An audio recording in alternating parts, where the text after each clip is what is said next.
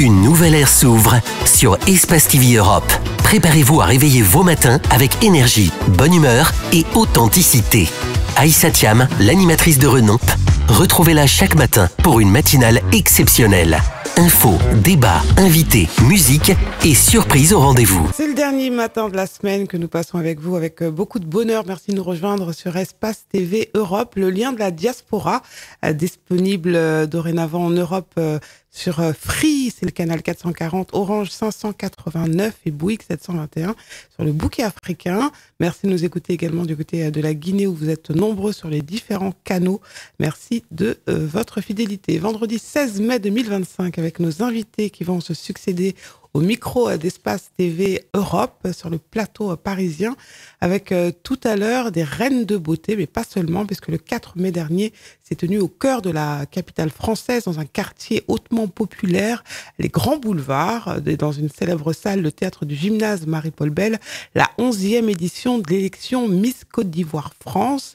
Au-delà de l'aspect esthétique, de l'aspect beauté, cet événement a mis en lumière également la chaleur et les traditions ivoiriennes. On en parlera avec la présidente du comité, mais également l'heureuse élue Muriel Kofi, qui viendra accompagnée de l'une de ses dauphines, puisque la particularité de cette élection, c'est que la gagnante, la lauréate, donc la Miss, participe à l'élection du côté de la Côte d'Ivoire, une élection qui va se tenir en juin prochain, donc on en parlera avec elle. Nous accueillerons tout à l'heure Aïssatou Mbaye. Elle est à la tête, ou en tout cas la fondatrice du blog Aïssatou Cuisine, qui réunit des milliers de fans, des milliers de gourmands, des milliers de curieux, une passeuse d'histoire culinaire qu'on surnomme la conteuse culinaire. Elle a sorti son 3e ouvrage, Ma cuisine d'Afrique, très inspirante, qui fait saliver, paru aux éditions Marie-Claire. Elle nous y partage ses souvenirs, mais aussi les émotions qui naissent de la dégustation de ces plats d'Afrique. Donc chaque recette est accompagnée d'anecdotes et de souvenirs. Elle nous en parlera. On va commencer avec Alexis Onestas, que j'accueille sur le plateau avec beaucoup de plaisir. Il est multi-entrepreneur. Il vient nous parler de sa passion pour la culture, pour les cultures même, je dirais, de l'événementiel à la promotion musicale, en passant par la mode. Il est à la tête de la société Au Maximum, basée aux États-Unis. Il va nous parler de son actualité à travers un livre inspirant, Au Max Book.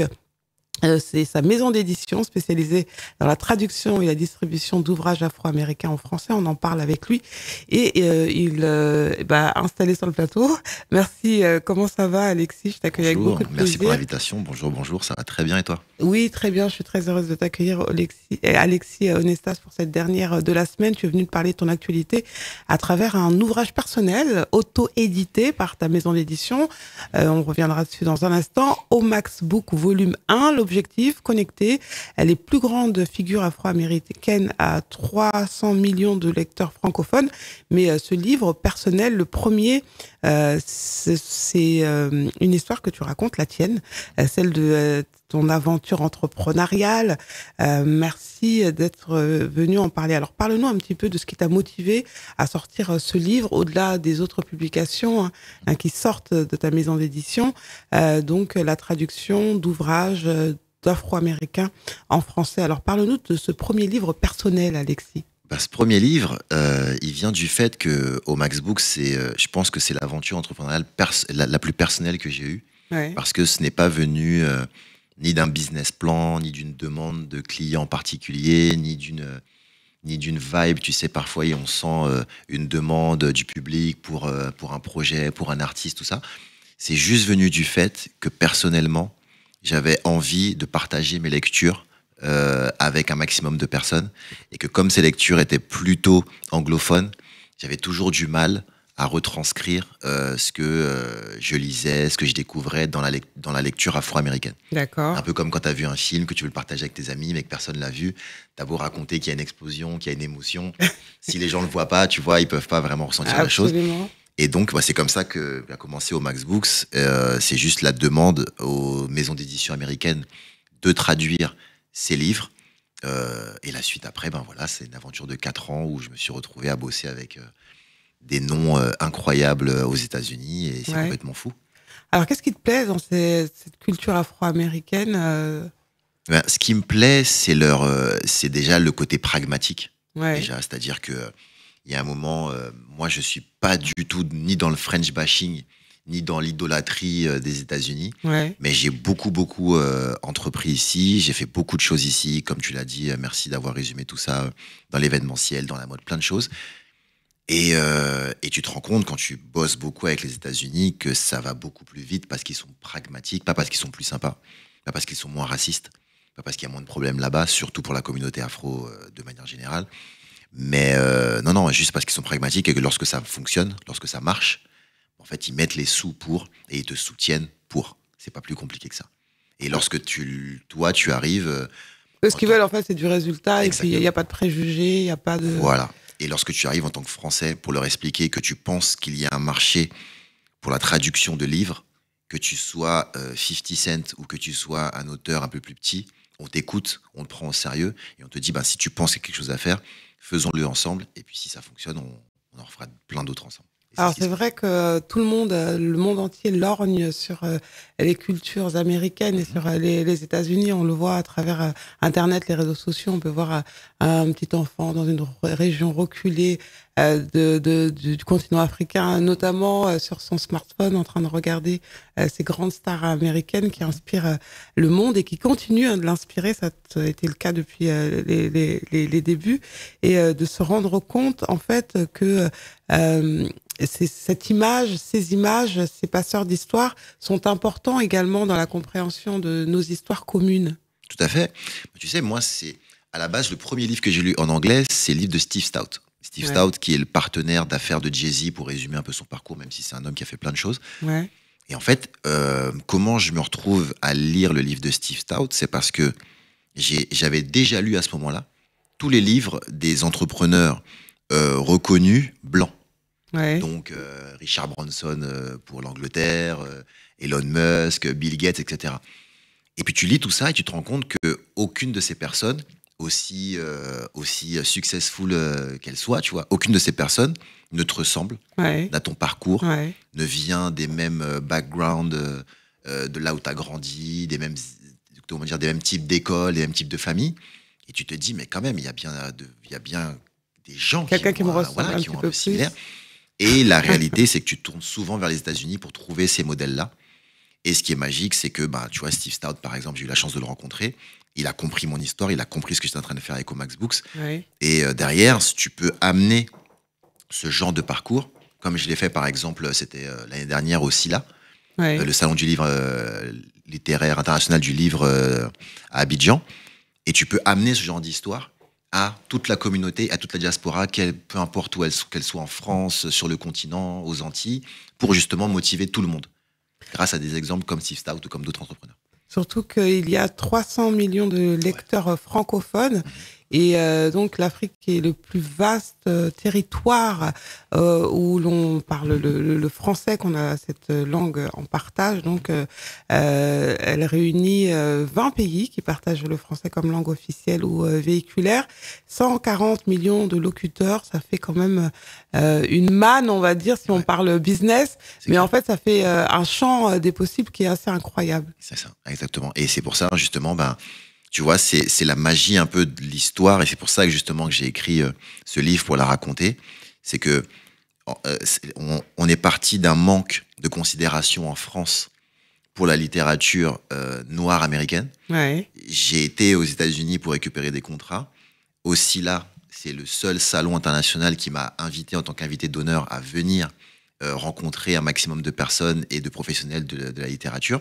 Donc tu vois, c'est la Côte d'Ivoire qui m'a fait cet honneur-là, et pas encore le Salon du Livre en France. C'est quelque chose qui est quand même totalement incroyable. Absolument. Et derrière, oui, c'est vraiment... et c'est pour ça, justement, que j'ai déjà été présenté au Max Books au Sénégal, en Côte d'Ivoire, parce que c'est l'énergie. Ça, de toute façon, c'est même plus la peine d'en discuter, c'est même plus la peine démographiquement, économiquement, on sait, hein, tu vois, comment dire, c'est même plus l'avenir, c'est le présent, se passe en Afrique. Et lorsqu'en plus, malgré le fait que ça soit fait parfois dans des circonstances très sombres, aujourd'hui, on a un lien qui est la francophonie. Alors autant en profiter et construire nos propres histoires. Et surtout que cette jeune génération se saisit également de cette culture afro-américaine pour la culture dans le hip-hop, dans les musiques urbaines, notamment sur le continent africain, largement, Alexis. Ah bah oui, bah là, dernièrement, on a vu le succès de Imra aux Flammes, par exemple, à la cérémonie des Flammes qui est arrivée, et qui a fait un show incroyable. Il y avait des commentaires de toute la Côte d'Ivoire sur place et la diaspora qui était fou. Et tout ça, ça vient justement de la culture hip-hop, de la culture afro-américaine. Donc on voit que ça se généralise partout et que ça réunit toute la diaspora autour d'une même culture. Donc c'est magnifique. Alors cet ouvrage donc qui raconte ton histoire, qui raconte également tes aspirations, c'est aussi, tu dis, un manifeste pour l'audace et la résilience, un guide pour bâtir sans permission, un appel à ceux et celles qui veulent créer leur propre voie, un outil pour transformer les refus en opportunités, le début d'un mouvement éditorial et culturel. C'est également une manière pour toi d'envoyer un message fort à la jeunesse et de lui dire tout est possible, crois en tes rêves, comme ça a été mon cas. Exactement. Moi, j'ai fait un TEDx l'année dernière. Ouais. Et quand on m'a demandé le thème du TEDx, ça m'est venu tout de suite. Je me suis tout de suite dit que j'allais parler de faire justement, de se nourrir du refus. Parce qu'en fait, pour la diaspora, quelle qu'elle soit, on sera confronté un jour ou l'autre à des refus. Ouais. Ça peut être des refus bancaires, des refus d'idées, des refus de soutien, des refus dans tous les sens. Ça, c'est voilà. Ouais. Et si on se nourrit pas de tout ça, au final, on reste dans la même position, on reste au même niveau et on n'avance pas. Donc au final, moi, par exemple, tu vois, ce que j'ai fait avec Au Max Book spécifiquement, on a refusé à cette littérature d'exister en France, tu vois, parce qu'il faut vraiment se rendre compte de quelque chose. Moi, ma petite maison d'édition qui a sorti pour le moment 5 livres, le 5e livre, c'est celui de 50 Cent. Une star internationale qui remplit des salles dans le monde entier, etc. Tu vois, ça, c'est le 5e livre. Donc, imagine à quel point 50 Cent, qui était à Paris, qui a fait 4 dates dans 4 stades l'année dernière en France. Qui est connu dans le monde entier. Voilà, qui est connu dans le monde entier. Si en France, personne sort son bouquin, c'est bien qu'il y a des refus quelque part. Parce que ce bouquin-là va vendre. Même si tu es une petite maison d'édition, tu vas vendre des bouquins avec 50 Cent. Donc, il y a eu un refus, que ce livre-là existe en français. Et ben, je me suis nourri de ce refus-là, je l'ai sorti, et aujourd'hui, ça fonctionne. Donc, en fait, tu vois, il y a Quand tu dis ça fonctionne, combien de celui de Rick Ross, on a vendu 10 000, par exemple, ce qui est énorme pour une petite maison d'édition. Il faut savoir que un succès en France, à partir du moment où tu vois... Un gros succès, c'est 30 000. Là, on parle d'une grande maison d'édition. Oui, absolument. Maison d'édition indépendante, autodistribuée, auto-éditée, 10 000 exemplaires, c'est incroyable. À partir du moment où tu vends 2000 livres en auto-édition, c'est déjà pas mal. Bien, 10 000, et là, ce qui est magnifique, c'est qu'on continue. 50, on n'est pas loin. On va sûrement les atteindre à la fin de l'année. Donc, ça se passe super bien. Et justement, se nourrir du refus. Lorsque vous sentez... Quand on ferme la porte, on passe par la fenêtre, tu vois. Parce qu'en fait, on est nombreux à attendre que l'un de nous le fasse. Et ça peut être dans tous les domaines. Tu vas recevoir une jeune femme qui a écrit un bouquin de cuisine. Il faut que ça soit nous qui écrivions nos propres bouquins de cuisine parce que peut-être que les gens refusent. Tu vois ce que je veux dire? Et c'est toujours le même principe. Et moi, je me nourris de ces refus-là. Et chaque fois qu'on m'a refusé quelque chose, c'est à ce moment-là, justement, que j'ai foncé dans la direction. Alors, quels sont les autres messages que tu passes à travers cet ouvrage personnel? Les autres messages dans cet ouvrage, c'est d'être un peu fou aussi. D'être un peu fou. Tu vois, il m'est arrivé des histoires incroyables avec 50 Cent, avec Rick Ross, avec Issa Rae. Ce sont des personnalités que tu as côtoyées. Exactement, que j'ai rencontrées. Alors, pas durant la conception des bouquins, ça se passe d'un point de vue contractuel avec les maisons d'édition. D'accord. Mais d'un point de vue, après, pour la promo, j'ai réussi à les rencontrer, à échanger avec eux, plusieurs fois même pour Rick Ross, à Paris, en Guadeloupe, etc. On lui a remis un prix pour les 10 000 exemplaires vendus. Donc, il y a eu plein d'histoires comme ça. Et je pense que ça c'est de la passion, de suivre sa passion. Quand on te dit, moi au départ, on m'a dit, mais pourquoi tu veux te lancer dans les livres? On est à l'heure du digital, les gens ne lisent plus. En plus, tu sais... Surtout, on dit souvent que les Noirs ne lisent pas. Voilà, la communauté... Alors, on m'a sorti une phrase qui était incroyable, qui est un proverbe apparemment, si tu veux cacher un truc à un Noir... Mets-le dans un livre. Ok, d'accord. Et ben voilà. Pour mettre un coup de pied à tous ces clichés. Et la preuve en est, voilà, on a défoncé tous ces clichés-là. Et c'était une folie de se lancer dans ce milieu-là. Moi, j'ai lancé ça en 2020. En plein Covid, quand les magasins étaient fermés. Mais j'y croyais. Et croire en ses rêves et croire en ses passions. Ça, c'est un message très, très important. Alors, des messages très importants. Ce livre, il sort quand? Comment on va faire pour pouvoir se le procurer, Alexis? Alors, il est en précommande actuellement sur omaxbooks.com. D'accord. Et il sera disponible à la rentrée. Je vais laisser passer tranquillement l'été. Là, j'étais à Londres pour en parler un petit peu. Je vais en Belgique à la fin du mois. Je fais 3 événements avant l'été. Je vais en Guadeloupe en juillet cet été pour en parler également. Et il sera vraiment disponible à la rentrée partout, en Fnac, Amazon. Partout. Alors, tu es venu avec un cadeau. C'est le livre de 50 Cent, New York Times best-seller. Je pense que ça a cartonné du côté des États-Unis. Alors, intitulé Comment réussir, échouer et tout reconstruire. Tu nous fais un petit pitch du livre et de son histoire? C'est simple. En fait, 50 Cent, on est de la même génération. On a vu 50 Cent arriver et on a vu le succès que c'était, 15 millions d'albums vendus pour son premier album, etc. Et chaque album, il a vendu moins d'albums. Tu vois, ça a été une chute douce, mais chaque album, il a vendu moins d'albums. Et à un moment donné, il s'est dit, mais où sont ces gens qui étaient avec moi, en fait, au départ, qui achetaient mes albums, qui étaient avec moi en club, qui étaient avec moi en concert, tout ça. Et en fait, il a réfléchi à son parcours et s'est rendu compte que le samedi soir, le vendredi soir, on n'était plus forcément en club, tu vois, avec lui, on n'était plus forcément en concert avec lui, on était chez nous, en fait, avec nos familles, devant la télévision. D'accord. Et il s'est dit, ok, si vous êtes devant la télévision, si vous venez pas à moi, je vais venir vers... Voilà, je vais vous donner du contenu télévisuel. Et c'est comme ça qu'il a lancé toutes ces séries Power, BMF, etc., que tout le monde regarde aujourd'hui. Et j'ai trouvé ça magique dans ce livre, c'est que souvent les Américains sont dans une posture du successful. J'ai réussi, comment j'ai réussi, je suis le plus fort, comment être le plus fort, comment être le plus riche, etc. Et ils montent des empires d'ailleurs. Exactement. Mais lui, ce qu'il a fait, c'est qu'il a parlé de ses failures, il a parlé de ses défaites, il a parlé de ses échecs. Et j'ai trouvé ça magique dans ce bouquin de voir quelqu'un qui est aussi successful se dire oui, mais là, j'ai échoué. Et c'est grâce à mon échec que j'ai rebondi. Et c'est pour ça que je suis encore là aujourd'hui. La remise en question. Exactement. Et c'est ça vraiment le message de ce bouquin. C'est que si vous voulez voir quelqu'un qui a réussi, qui a échoué et qui a réussi à tout reconstruire, parce que c'est ça en fait le plus dur, c'est pas de réussir une première fois, c'est de tomber, de se relever. Si vous voulez voir quelqu'un qui est honnête avec son parcours et qui a réussi à vraiment reconstruire tout ce qu'il avait pu construire au préalable, le bouquin de 50 Cent est pareil, disponible sur omaxbooks.com, n'hésitez pas. En fait, toi, c'est ça qui te plaît à travers tout ce que tu entreprends, c'est l'humain, c'est l'authenticité, c'est la profondeur. C'est l'honnêteté, l'honnêteté d'investir dans une culture, de construire des empires dans une culture, de la faire grandir et surtout de le faire de manière honnête, avec le succès qui va avec et de transmettre un message aussi. Parce que moi, si j'ai pu aujourd'hui entreprendre, c'est parce qu'il y a eu des Kenzie avant moi, c'est parce qu'il y a eu des Thibaut de Longeville avant moi, c'est parce qu'il y a eu plein de personnes qui m'ont vraiment inspiré à entreprendre. Et aujourd'hui, il faut que, tu vois, c'est pour ça que je fais un bouquin. Déjà, c'est même pas une autobiographie, c'est vraiment basé sur Omax Books.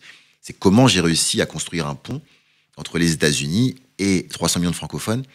Je vous donne mon parcours. Et maintenant, après, si ça inspire une personne, exactement, si ça inspire une personne à faire de même, tant mieux, j'aurais réussi. Alors, tu donnes également des conférences régulièrement sur scène, notamment, tu en parlais tout à l'heure, TEDx, c'est quand même la classe, le Black Ambition Prize également de Pharrell Williams. Qu'est-ce que ça t'inspire? Pourquoi c'est important pour toi également de rencontrer ces publics? Vas-y, dis-moi. Et justement de participer à ces événements qui sont quand même des événements d'envergure internationale. C'est toujours... Alors, quand c'est en français, c'est pour de la transmission.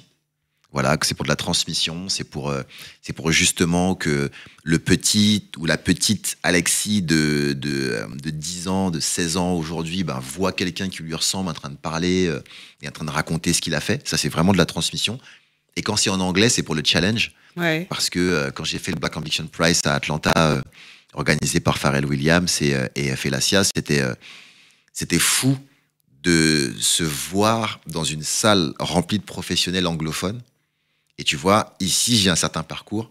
Là, j'étais rien du tout. Et tu vois, vraiment... On se sent tout petit. Ouais, vraiment, quand tu vois des personnes dont c'est la langue maternelle, sur un pitch de 60 secondes, dire, je sais pas, 1000 mots, et que toi, t'en arrives à placer soit 100 ou 200 mots, et t'arrives à placer ton truc, ça te permet de te remettre les pieds sur terre, et de te dire, t'as encore un long chemin à faire. T'as réussi à faire ça. C'est incroyable d'avoir été sélectionné, d'avoir pitché, d'être arrivé à un certain niveau dans ce pitch. Mais tu vois, ça remet un peu les choses en perspective. et ça te pousse à aller toujours plus loin parce que t'es peut-être sympa en France. Mais là, tu as vu dans le pays du business comment ça se passe et donc calme-toi et continue à progresser. Alors, tu enseignes également l'économie numérique à la Sorbonne Nouvelle. Qu'est-ce que c'est exactement? Qu'est-ce que tu enseignes et qu'est-ce qui t'a amené justement à l'enseignement? Je vais essayer de faire court, mais histoire assez folle. C'est un ancien stagiaire de ma société qui a fait une soutenance. Où il a expliqué ce qu'il a fait au maximum et en fait ça a été une soutenance tellement positive. Il a raconté tout ce qu'on a fait, les artistes, tout ça, etc.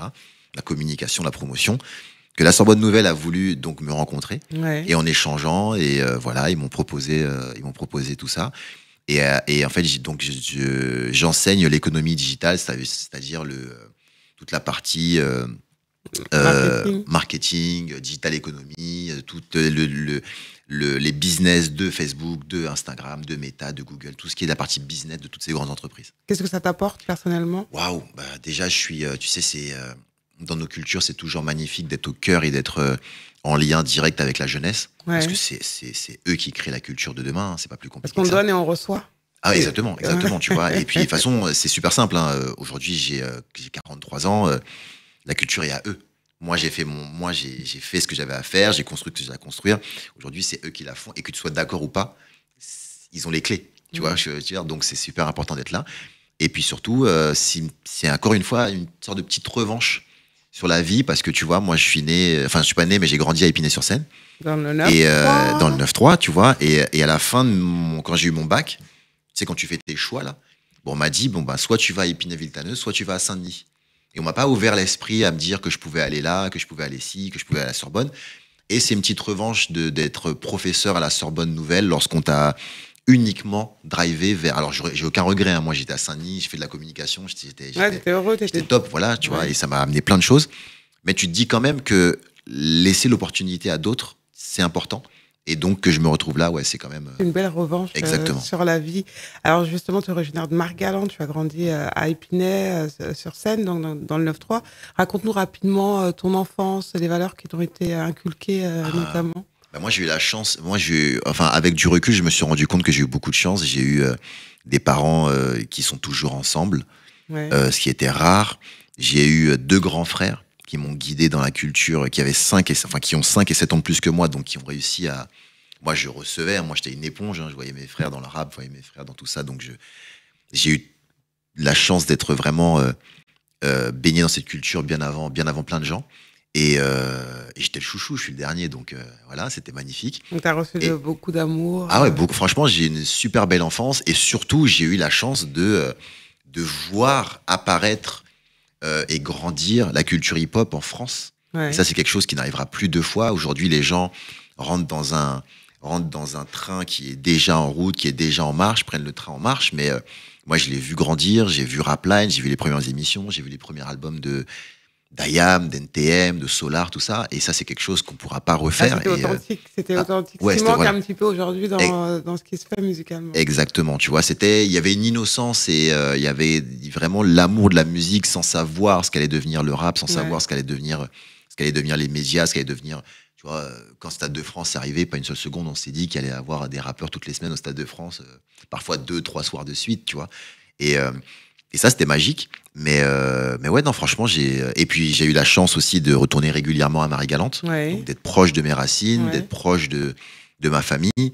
Donc, c'est tout ça qui t'a nourri. Exactement. Et c'est pour ça que j'irai très régulièrement, tous les ans. Voilà, c'est ma coupure nécessaire.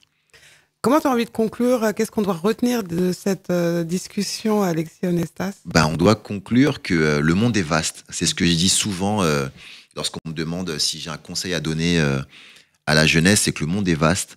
Nos parents n'ont pas hésité, pour la plupart, à quitter des pays, à quitter leur pays, à quitter leurs racines, à quitter... sans savoir... En fait, voilà, je vais essayer de faire court. Nos parents n'ont pas hésité à quitter leur pays, à tenter l'aventure avec moins d'informations que nous. Que ça soit des Antilles, du continent, peu importe, de la Réunion, tout ça. Ils venaient ici sans aucune information. Voilà. Contrairement à nous, qui pouvons aller n'importe où dans le monde en regardant sur Internet, en sachant qu'il fait telle température, qu'on va dormir là, etc. Donc, Si vous vous sentez ostracisé ici, si vous vous sentez, mal ici, si vous sentez que vous avez le potentiel de faire plus, n'hésitez pas à voyager. Pas forcément aux États-Unis, ça peut être dans un pays d'Europe, ça peut être dans un pays d'Afrique, ça peut être en Asie, ça peut être n'importe où, mais n'hésitez pas à aller voir.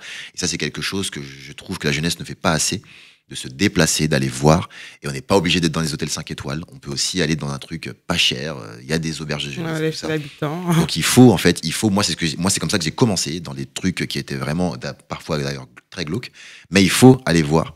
Le monde est vaste et la France, aujourd'hui, est un pays où on a la chance, lorsqu'on a un passeport français, de pouvoir aller dans le monde entier. Donc profitons-en, ne stagnons pas et créons des ponts avec les cultures. Dernier livre traduit, l'histoire incroyable, comment réussir à échouer et tout reconstruire, de 50 Cent, Curtis Jackson, c'est son nom à l'état civil. Donc voilà, je vous montre le bouquin. Merci beaucoup Alexis Nesta d'être venu te raconter au public d'Espace TV Europe. Ça a été un véritable plaisir et puis à très bientôt. À très vite. La suite avec notre prochain invité dans un instant. Les matins d'Aïssa sur Espace. Le retour pour une nouvelle émission, Les Matins d'Aïssa, que je vous présente avec beaucoup de bonheur sur Espace TV Europe. Le nouveau lien de la diaspora disponible en Europe sur Free, sur le canal 440. Orange, nous sommes sur 589 et sur Bouygues 721. Disponible également sur le bouquet africain. Je vous rappelle aussi que vous nous suivez nombreux du côté de la Guinée et notamment via les rediffusions sur la chaîne YouTube d'Espace TV Guinée et sur les pages de Calac et d'Espace TV. Merci de votre fidélité et merci à notre prochain invité qui va nous donner envie de manger, qui va nous de faire saliver. Nous accueillons Aïssatou Mbaye. Vous la connaissez peut-être sous le nom d'Aïssatou Cuisine. C'est une passeuse d'histoire culinaire surnommée la conteuse culinaire. Elle vient nous parler de son actualité à travers la sortie de son 3e ouvrage intitulé Ma cuisine d'Afrique aux couleurs chatoyantes. Elle y partage ses souvenirs, mais aussi les émotions qui naissent de la dégustation de ces plats africains. Donc, il y a toujours une histoire derrière ces recettes qu'elle partage avec beaucoup de bonheur et une belle esthétique. Merci de nous rejoindre, Aïssatou Mbaye. Comment ça va? Ça va très bien, Aïssa. Il est seulement 10h30 et j'ai déjà faim grâce à vous. Merci d'être venu nous parler de votre actualité. Alors, vous êtes très suivi à travers votre blog que vous avez lancé en 2015. Le blog est Aïssatou Cuisine. Vous avez eu l'ambition d'inonder, vous dites, Internet de recettes savoureuses et authentiques au tout début. Et ce blog a réussi à conquérir son public puisque ce sont plus de 100 000 visiteurs par mois, bravo, et des milliers d'abonnés sur les réseaux sociaux. Il y avait une véritable attente. Déjà, vous êtes une esthète puisqu'en fait, les messages que vous faites passer à travers vos photos, c'est toujours très bien pensé. C'est important pour vous que les photos soient de qualité. Et puis le fond également, que ce soit des plats de qualité que vous proposiez aux amoureux de la bonne cuisine. Exactement. Alors moi, j'aime bien manger. J'aime aussi les jolis plats. Et je trouve que malheureusement, souvent, quand on parle de cuisine africaine avec S, on a tendance à imaginer des plats qui sont peut-être mal présentés, mal dressés, alors que moi, je trouve qu'il n'y a rien de plus raffiné, par exemple, qu'un plat de tchéboudienne. Je trouve vraiment les plats africains, et là, pour le coup, je parle de la cuisine sénégalaise parce que je suis sénégalaise, et de manière générale, la cuisine ouest-africaine, souvent, c'est des grands plats généreux, mais toujours bien présentés. Il y a tout un effort qui est fait quand même sur la présentation. Oui. Voilà. Et je voulais mettre à l'honneur tout ça, en fait. Voilà, à travers la photographie, à travers le stylisme culinaire. Et voilà. Alors, ce sont également des histoires que vous racontez à travers vos créations culinaires. Votre histoire, vous êtes originaire du Sénégal. Et il y a toujours eu chez vous un attachement assez profond et particulier aux saveurs de votre enfance. Ce sont les souvenirs de cette maman, de ces tatas, dans ces cuisines traditionnelles, je suppose, africaines, qui partagent un moment à confectionner ces plats et à les sortir. Et justement, ce moment de partage, de se retrouver tout autour d'un plat commun, C'est un rituel, en fait, que lorsqu'on y est habitué, on y est attaché, et en fait, ça nous replonge dans certains souvenirs. Racontez-nous un petit peu dans quel contexte vous avez grandi et comment, justement, ces femmes de votre famille vous ont transmis cette passion. Alors, je pense que dans presque tous les pays d'Afrique, la cuisine, c'est une histoire de femmes. C'est aussi une histoire de transmission. Je pense que on a toutes, en tout cas, moi, j'ai grandi au Sénégal, donc en Afrique. Et il y a ce volet-là de transmission qui est hyper important. Donc, quand on apprend à cuisiner, on apprend avec, en fait, la maman, donc sa maman avec la tata, avec la grand-mère. Et au début, on est là à observer et à aider. Et après, on commence à comprendre les gestes et à venir participer, à mettre la main à la pâte. Et en fait, c'est vraiment, pour moi, une communion. Donc, on aide en cuisine. Et après, quand le plat, il sert, on a cette fierté d'avoir participé au repas de la famille. Et on a ce grand plat-là, où tout le monde vient se retrouver, qui est aussi un moment d'union, de communion, de partage, que je trouve très beau, avec énormément de valeurs aussi qu'on peut voir à travers juste le simple fait de manger. Il y a des codes, il y a des rituels. Pour les enfants, voilà, les enfants ont une manière de s'asseoir. Exactement. On ne doit pas trop parler, il faut être un peu concentré, il ne faut pas toucher à la viande au milieu. C'est la maman, un peu la maîtresse de maison qui vient, qui sert tout le monde. Il faut attraper le bol pour que ça ne bouge pas. Et ces règles-là, en fait, aujourd'hui, même quand on met ça dans les règles de la société, en fait, c'est vraiment des vraies valeurs. Et pour moi, c'est des choses, malheureusement, qui commencent de plus en plus à se perdre. Ouais. On a tendance à aller dans des bols un peu plus individuels et voilà, manger seul et à oublier ce côté communion, ce côté vraiment très familial. Et comme j'ai grandi avec ça, c'est quelque chose qui m'a beaucoup marqué. Un choc des cultures. Exactement. Quand vous êtes arrivée en France. Oui, quand je suis arrivée en France, en fait, c'était vraiment un choc des cultures pour moi et le fait de trouver un peu cette individualité. Et ça m'a beaucoup marqué. Et en fait, au début, je m'accrochais un peu à mes souvenirs. Donc, d'ailleurs, c'est comme ça que j'ai commencé le blog. Au début, c'était une façon pour moi de faire un pont entre la France et le Sénégal, de me rappeler, de ne pas avoir le mal du pays. Ouais. Je me suis dit, je vais refaire les plats de ma maman. En fait, je vais me réchauffer, je vais me réconforter avec ces plats-là que j'ai commencé à partager sur les réseaux, d'abord dans un groupe Facebook. Et après, de fil en aiguille, Aisto Cuisine est née.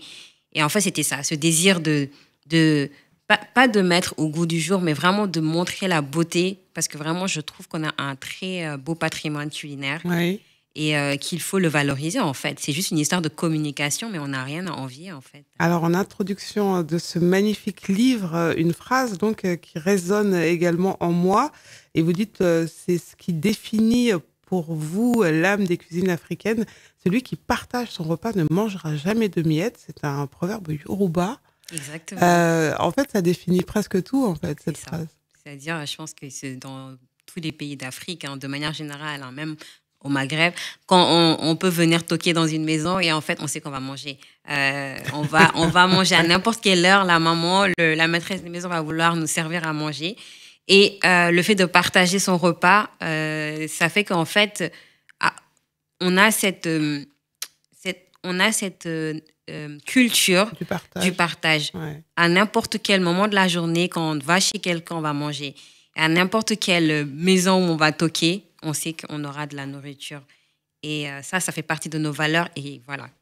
Alors, vous parlez du Sénégal, votre pays d'origine, mais vous mettez bien en valeur dans ce livre que je remontre aux téléspectateurs qui nous écoutent, Ma cuisine d'Afrique, saveurs, récits et recettes faciles à partager, à Daïssa Toumbay, notre invité. Aussi dire qu'il y a plein de plats en partage et qu'on a plein d'histoires communes et donc toutes ces choses qui nous relient malgré en fait que l'on vienne de pays différents.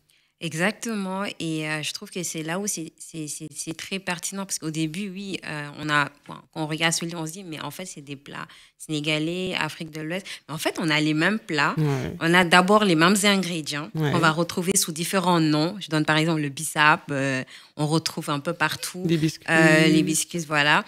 Et sinon, on a les mêmes plats, parce qu'avant, donc, le découpage actuel de l'Afrique, notamment de l'Afrique de l'Ouest, c'est pas le même découpage qu'avant. Avant, on était réunis en ethnie. Donc, en fait, souvent, la plupart des plats, c'est des plats ethniques. On va dire ça, c'est des plats bambara, c'est des plats mandingues, etc. Donc, en fait, on va retrouver ces mêmes plats. Je donne l'exemple du mafé. donc tigedagena, sauce arachide, qu'on va retrouver dans presque tous les pays d'Afrique de l'Ouest et même plus loin. Et qu'on partage. Des sauces arachides. En fait, c'est sauce arachide. Ouais. Pareil, le tchèb ou les tchéboudiennes qu'on va retrouver, le tchèb de différentes déclinaisons de tchèb qu'on va retrouver en Côte d'Ivoire grillé au gras, le zamé au Mali, etc.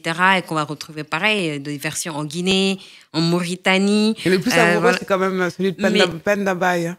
De Saint-Louis, parce que c'est là où c'est originaire. On peut avoir une origine et après avoir des partages aussi entre les pays et de retrouver un plat comme le tchèb qu'on va retrouver au Nigeria sous le format de jollof rice. Donc, il y a vraiment, moi, j'adore les histoires derrière les plats. Et en fait, pour moi, ça montre vraiment l'histoire d'un pays. Quand on dit « dis-moi ce que tu manges, je te dirai qui tu es », mais c'est vraiment ça. Alors, ça me fait penser aussi que, par exemple, on a aussi des ingrédients et des plats en commun avec les pays du Maghreb qui font aussi partie de l'Afrique. C'est le cas du couscous. Et notamment au Sénégal, il y a des plein de Exactement. de plats de couscous. C'est ça, le couscous sénégalais, le tiré. Qu'on retrouve aussi des différents types de couscous aussi dans d'autres pays du Sahel, hein, par exemple la Mauritanie, etc. Et en fait, on oublie que la culture de la semoule, ça se retrouve aussi en Afrique subsaharienne. Ouais. Et on a, par exemple, je donne l'exemple du Sénégal, mais on fait de la semoule avec tout. C'est-à-dire, on va retrouver de la semoule de mangue, de la semoule de maïs. Semoule de mangue. Ah oui, de la semoule de mangue, de noix de cajou, de tout. De maïs. Et en fait, c'est pas juste pour nous une histoire de, voilà, on va faire le couscous, mais le tiré, on le fait avec presque tout, en fait. Et c'est vraiment culturel chez nous. Et donc, en fait, c'est marrant quand, par exemple, on essaie de défendre le fait qu'on mange du couscous, donc de la semoule, etc., qu'on dise, bah non, ça appartient au Maghreb, alors que pour nous, c'est presque identitaire. Il y a beaucoup de gens, par exemple, qui disent au Sénégal que le tiré, donc le couscous traditionnel, aurait dû être le plat national à la place du tchéboudienne, tellement si pour nous, c'est quelque chose. Alors, ce livre était très bien pensé, parce qu'au-delà du côté recettes et histoire personnelle, il est constitué en chapitres avec les indispensables, les super aliments, les farines, les semoules, les ingrédients frais, les ustensiles, l'épicerie, tout y est détaillé. Oui. Ça prend du temps, je suppose. Combien de temps ça vous a pris de terminer ce livre ? Alors, ce livre-là, moi, d'habitude, un livre, ça me prend à peu près 1 année, le temps de faire des recherches, etc. Mais celui-là, il m'a pris un peu moins parce que, comme je blogue depuis presque 10 ans maintenant, depuis 2015, donc ça me prend moins de temps, en fait, la recherche, parce que finalement, ça fait partie de mon quotidien. Le plus dur, c'est de trouver un thème et de rassembler autour de ce thème-là et de fournir des histoires et des précisions. Et moi, j'aime beaucoup expliquer. J'aime vraiment, vraiment expliquer. Je crois que c'est ça qui fait aussi la particularité de mes livres. Ouais. Et que je donne un contexte, j'explique. Et après, je donne presque les notes. Après, les recettes sont aussi importantes que les recettes parce que je donne souvent des astuces, des conseils pour adapter. Je donne des substitutions parce que c'est hyper important. Surtout pour moi, pendant longtemps, on a cru que les cuisines africaines étaient assez hermétiques. Les gens aimaient bien dire, oui, c'est trop compliqué. Il faut avoir la main pour pouvoir réussir. Et donc, les gens ont peur de tester, de se lancer dans des recettes. Et le fait de dire que ce sont des recettes faciles, c'est pour un peu casser ces préjugés et un peu la barrière d'entrée. Et le fait d'expliquer avec pédagogie, ça permet en fait de dire, en fait, c'est pas diable, il n'y a rien de compliqué, il faut juste se lancer. Ce sont des recettes comme d'autres recettes qu'on voit dans d'autres pays. Et puis voilà. Il y a d'autres freins également, en tout cas dans nos imaginaires, c'est que les cuisines africaines prennent du temps. C'est vrai, des fois, à un moment, quand on rentre dans la cuisine à midi, le plat sort à 15h.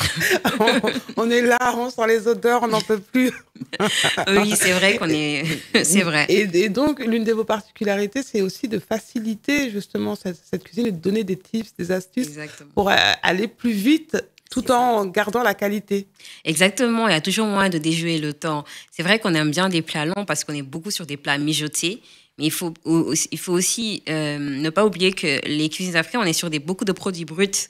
Aujourd'hui, dans d'autres, par exemple, cuisines, on a beaucoup de produits qui sont peut-être facilité ou industrialisé. Mais nous, par exemple, il faut après laver le poisson, écailler, vider, etc. On est sur beaucoup de produits qui sont bruts. Mais maintenant, heureusement, avec l'industrialisation, on peut gagner du temps sur beaucoup de choses. Comme les no-cost déjà préparés, comme avoir des astuces de grand-mère. Par exemple, utiliser l'eau chaude bouillante, l'eau bouillante pour démarrer un bouillon. Au lieu d'attendre que tranquillement ça boue, faire des cuissons à côté simultanées. Ça, c'est des mamans qui font souvent ça. Et il y a beaucoup d'astuces, en fait, pour déjouer le temps et réduire le temps de cuisson maintenant. Maintenant, on n'est pas obligé d'attendre 2 à 3 heures pour manger un tiep, par exemple. Oui, je le dis. Heureusement que vous m'avez laissé. C'est possible. Parce que du coup, je vais pouvoir m'y mettre. Alors, justement, des tips, des astuces, et puis casser certains clichés. Et c'est vrai que nous, souvent, dans nos familles, on nous sert un plat, on mange, et puis après, il n'y a pas d'entrée, il n'y a pas de dessert, il n'y a pas de boisson qui va avec. On va boire de l'eau et puis après, on va se coucher. Alors vous dépoussiérez tout ça, puisqu'il y a plein d'idées également pour avoir des entrées, faire des apéros et des desserts également. Oui, là, on parcourt les moments de la journée. On passe du petit déjeuner au dessert, en passant par les goûters pour enfants, qu'on oublie souvent. L'apéro, par exemple, si on invite des gens, les boissons, qu'est-ce qu'on sert, des idées d'entrée quand on veut s'amuser. Et voilà. Ça part de recettes traditionnelles à des recettes un peu plus créatives. Et le but, c'est de s'amuser vraiment avec cette cuisine-là et de, comme j'ai dit, en fait, de casser les barrières. Je dis, en fait, jouons avec. C'est pas si compliqué. Ça peut être facile et même ludique. Ah, les photos sont magnifiques. Alors, il y a également cet aspect esthétique qui est très important pour vous. Je vais vous donner envie de saliver. Je ne sais pas à quelle heure vous regardez. Le tchébouillable, là, avec l'agneau. Ces photos magnifiques. Alors, pourquoi c'est important pour vous de présenter Combien de temps déjà ça met pour faire la photo idéale? Oui, ça prend du temps, en fait, parce qu'on oublie souvent que la photo, en plus pour que ça soit naturel, pour moi, une photo, c'est raconter une histoire. Quand on regarde une photo de plat, on doit avoir envie de rentrer dans la photo, on doit avoir envie de manger. Et c'est ça le plus important. Et ça doit être fidèle aussi à la gourmandise de la recette. Donc oui, ça prend du temps parce que c'est du stylisme. Il faut bien agencer les couleurs, les éléments pour que l'œil trouve ça joli. Et qu'on voit aussi la texture. Si vous voyez bien, normalement, quand vous regardez le livre, on a presque l'impression de voir les textures, en fait. Non, mais on a envie de plonger dedans. Ça. Le tchakri, on voit les grains, etc. Et c'est ça l'objectif, pour que les gens se disent, en fait, c'est comme le vrai plat qui est devant moi. Voilà. Alors, c'est paru aux éditions Marie-Claire, un magazine historique français qui met en valeur la mode, tous des sujets autour des femmes et pas que, le design, etc. C'est eux qui sont venus vers vous. Comment ça s'est passé? Oui, et là, pour le coup, oui, c'est vrai que c'est leur premier livre de cuisines africaines, donc j'avais beaucoup de pression. Et donc, oui, c'est les éditions Marie-Claire qui sont vraiment dans tout ce qui est, comme vous l'avez dit, mode et côté pratique. Oui. Et là... ils se lancent. Le livre de cuisine africaine, pour eux, c'était... En fait, pour eux, c'était surtout une manière de faire découvrir, en fait, cette cuisine-là qui n'est pas très connue en France, même si on a de plus en plus de restaurants africains, ça reste encore méconnu, et que ça puisse toucher un plus large public. Parce que pour eux, en fait, c'était surtout... Eux-mêmes ne connaissaient pas et ils ont adoré découvrir... Donc, ça s'est fait de manière très simple. En fait, ils sont tombés un peu sous le charme de mes anciens livres. Donc, celui-là, c'est mon 3e. Oui. Et donc, on m'a contactée pour faire ce livre-là en me disant, voilà, on veut un livre assez familial, qui fait découvrir un peu ces cuisines-là et avec des... Vous avez carte blanche? J'avais... le seul mot, c'était cuisine familiale. D'accord. Ça parle à des familles. Oui. Et sinon, j'avais carte blanche. Donc, vous avez vu, j'ai fait moi-même les photos. C'est moi qui ai fait les photos, le stylisme. Et après, on a la direction artistique. Et puis, donc, c'était vraiment une très belle collaboration. Et j'ai été agréablement surprise. Et j'ai adoré travailler avec l'équipe de Marie-Claire. C'était vraiment... ils étaient vraiment à l'écoute. Et on voyait aussi qu'ils étaient excités aussi de découvrir tout ça. Par exemple, la dernière fois, tout le monde me disait, en fait, on a tous envie d'aller au Sénégal. En fait, ça donne tellement envie de manger, de découvrir le pays. Et c'est là où on réalise que la cuisine, c'est vraiment le reflet d'un pays. c'est ça qui donne envie de visiter un pays. Et c'est dommage aujourd'hui que je trouve qu'on parle de tourisme. En tout cas, en Afrique, ce côté-là, il n'est pas assez valorisé parce que clairement, les gens voyagent pour manger. Aïssatou Mbaye nous fait découvrir dans cet ouvrage les plats de son enfance liés à ses souvenirs, ses traditions familiales, ses coutumes. Alors, des bases incontournables aux plats de fête, en passant par les petits déjeuners, les plats du quotidien, les goûters, les boissons. Elle partage dans cet ouvrage 60 recettes simples à reproduire chez soi. Donc, des super aliments également, les produits nutritifs, herbes, épices, fruits vitaminés. Elle n'a rien oublié. Un délicieux voyage en Afrique de l'Ouest, convivial et généreux. C'est la 4e de couverture de cet ouvrage. Alors, est-ce que vous pouvez nous raconter un petit peu votre histoire, qui vous êtes? Vous êtes né au Sénégal, ça je sais. Oui. Racontez-nous un petit peu dans quel contexte vous avez grandi, quelles sont les valeurs qui vous ont été inculquées. Racontez-nous votre parcours, Aïssatou Mbaye. Alors moi, je suis née au Sénégal, donc j'ai grandi au Sénégal jusqu'à... Pardon, je suis née au Sénégal et j'ai grandi au Sénégal jusqu'à l'âge de 19... Enfin, après le bac. Donc, je suis venue en France après le bac. Donc j'ai grandi dans une famille... où au Sénégal? Au Sénégal, à Dakar. Ouais. Donc j'ai grandi avec une famille de 4 filles. Donc mes parents n'ont eu que des filles.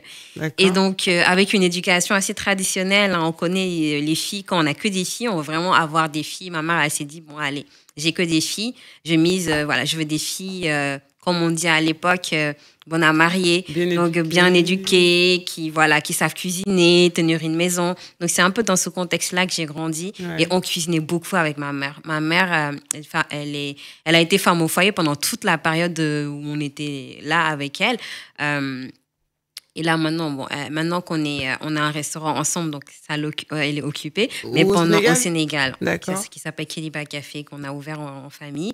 Et donc, j'ai grandi avec une maman où les samedis, les week-ends, on cuisinait avec elle. On faisait des activités, on cuisinait, on l'aidait beaucoup en cuisine. Elle vous formait? Elle nous formait et on cuisinait en famille. Donc, c'est dans ça, en fait, que j'ai grandi. Ouais. Et le dimanche, on était chez ma grand-mère, on se retrouvait tous, les cousins, les cousines, on mangeait tous dans des plats communs, on aidait parfois en cuisine. Sinon, par exemple, il y a une anecdote que j'ai racontée dans le livre qui m'a beaucoup marquée, c'est le fait aussi d'aller moudre le mil au marché, par exemple, le dimanche pour faire le lard, la bouillie de mil. Ouais. Ma tata, elle nous donnait le mil, en fait, les grains de mil qu'elle a bien lavés, et elle nous disait, allez au moulin, au marché. Et on allait moudre le mil, on revenait, elle faisait les boulettes à la main, tout fait maison, et après elle faisait le lard, donc la bouillie de mil cuisinée. En fait, on voyait tout le processus de création d'un plat, donc le repas du soir, et on participait à ça. Et pour moi, ce sont des souvenirs, mais quand je ferme les yeux, quand je sens par exemple l'odeur du lard, c'est tout ça qui me vient à l'esprit et que j'aime partager parce que je trouve que il y a toujours des jolis souvenirs autour d'un plat, en fait. Et vous avez fait des études quand même? Alors, je suis venue j'ai fait une prépa et une école de commerce. D'accord. Après, j'ai fait 8 années dans la banque, donc la banque d'investissement. J'étais manager. Et après, voilà. Un virage à 360 degrés. Après, c'est ça. Et aujourd'hui, vous êtes investi à 100% dans et aujourd'hui, je suis dans la cuisine. Donc, j'ai un restaurant à Dakar. Ouais. J'écris des livres de cuisine et j'ai une agence de communication culinaire qui s'appelle Studio Keliba. Et surtout, je m'occupe beaucoup maintenant de la partie blog qui est devenue maintenant une activité à temps plein parce que j'aide les femmes à gagner du temps en cuisine. Donc, voilà, il y a un abonnement où les gens reçoivent, les femmes reçoivent chaque semaine un menu de la semaine, toute prête avec la liste des courses, les recettes. Ouais, et le but, c'est de faire gagner vraiment du temps à ces femmes-là parce que moi, j'ai travaillé, je sais ce que c'est de rentrer le soir à 18h et de se dire qu'est-ce qu'on mange. Et pour moi, c'était ça, le but, de répondre à cette problématique. Alors, quel est le regard de vos sœurs, de votre maman, de votre famille sur ce que vous avez réussi à faire de ces histoires et de ce partage ou de ce qu'elles vous ont transmis, votre tata, votre maman? Mes sœurs, elles me suivent, donc elles sont dedans et puis elles m'aident souvent à mes activités parce qu'elles n'habitent pas loin. Ma mère, je dirais qu'elle ne voit pas tout. Ouais. Parce que voilà, elle n'est pas trop sur les réseaux sociaux, mais voilà, elle est super fière par rapport au livre. Donc, ma sœur m'a dit qu'elle a mon livre dans son sac et elle aime bien dire c'est ma fille qui a fait ça. Et mais sinon oui, on est quand même dans une famille assez traditionnelle où on se dit en fait pourquoi tu as quitté la banque aujourd'hui. C'est vrai? Ah oui, c'est pourquoi encore même après avoir fait tout ça, ça reste toujours quand même les parents, ils aiment bien quand les enfants, ils sont dans un cadre très sécurisé, etc.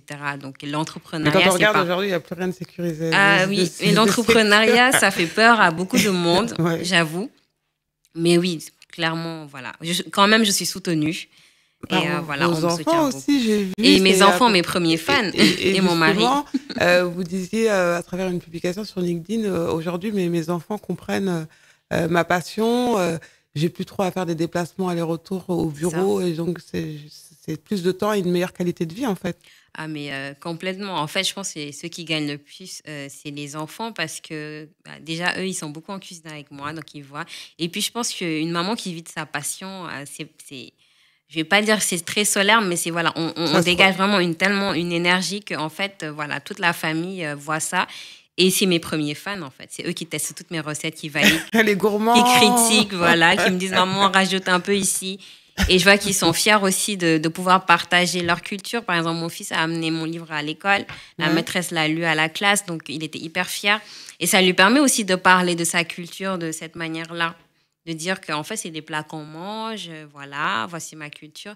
Et pour moi, c'est une fierté de participer à ça aussi. Et du coup, c'est des enfants qui vous observent, parce qu'on dit souvent que l'éducation passe par ce que l'on montre à nos enfants.